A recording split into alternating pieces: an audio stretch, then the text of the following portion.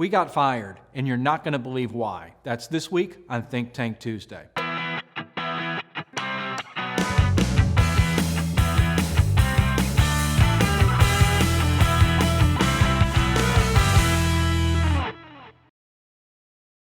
Hi, I'm Paul Potratz, and welcome to this week's Think Tank Tuesday. I can't tell you enough of how it hurts when you get fired. I mean, we've all been fired one time or another in our lives. But when a client fires us, I mean, it really bothers us. It really affects us. I know you're probably wondering, why did you get fired? Well, I got fired for one of the craziest reasons. You're probably not even going to believe me, but I'm going to tell you anyway.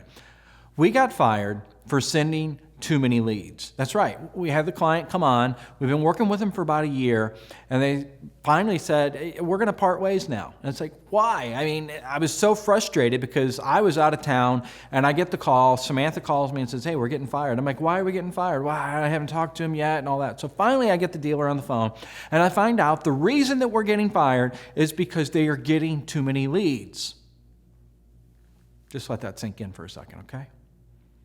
They hired us to be able to have more traffic. They hired us to be able to sell more product. Stick on that. They hired us to be able to sell more. But the problem is they didn't have the infrastructure in place. In other words, they didn't have the process in place, and they weren't selling more. They had many, many more opportunities, but they weren't able to turn those opportunities into sales.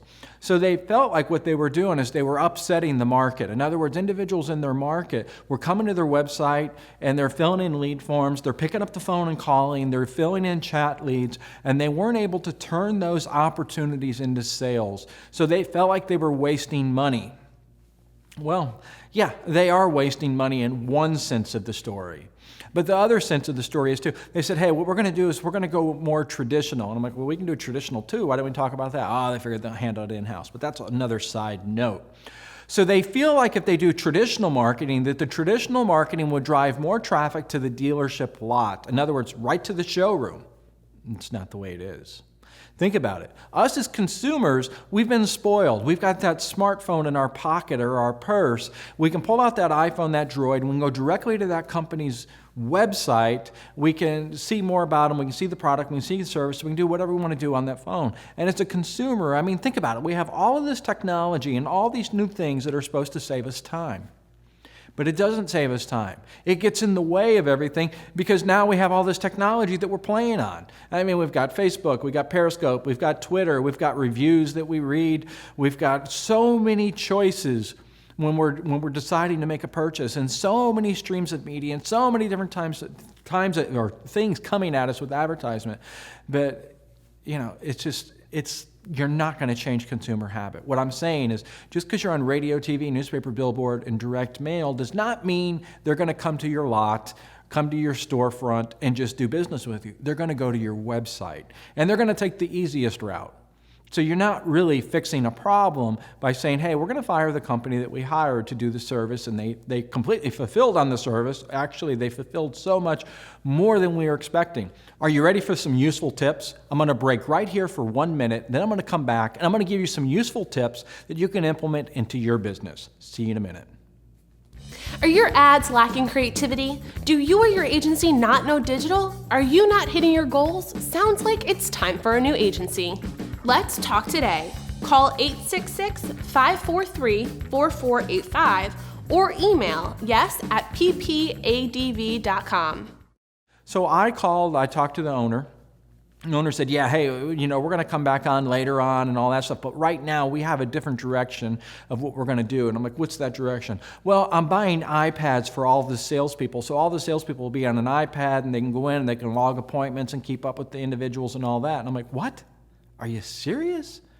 So what's happening is it's like, hey, I don't want to focus on the real problem. What I want to do is try to come up with the magic bullet, come up with something else that maybe it's going to fix the problem. Those of you that are sitting here watching this video, I think you know what the problem is. Your process. Fix your process.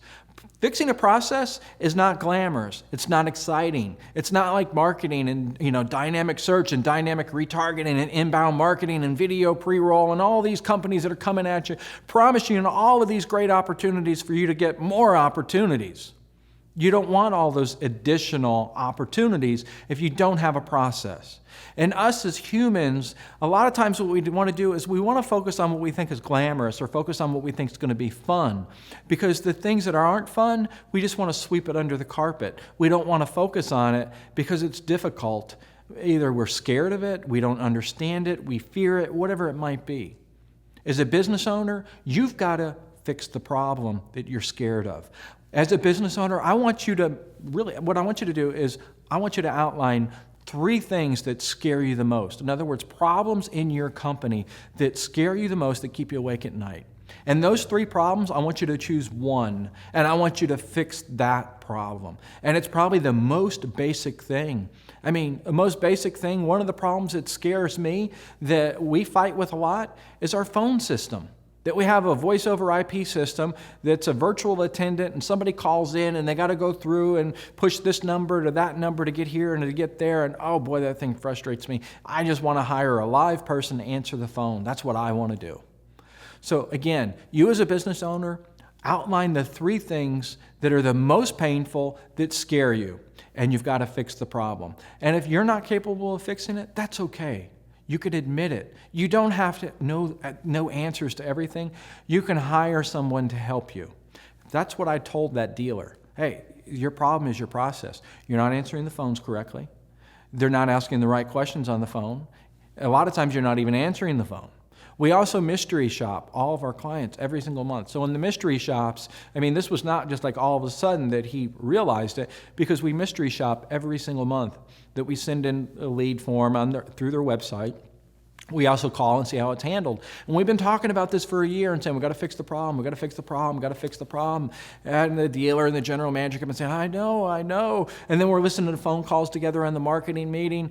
And then they said, I don't want to hear those phone calls anymore in the marketing meeting. In fact, I just don't want to hear them. And I was like, what do you mean you don't want to hear them? Well, whenever you play those calls, I feel like I've just got to have a really stiff drink that I need to basically get intoxicated to listen to them because they hurt so bad.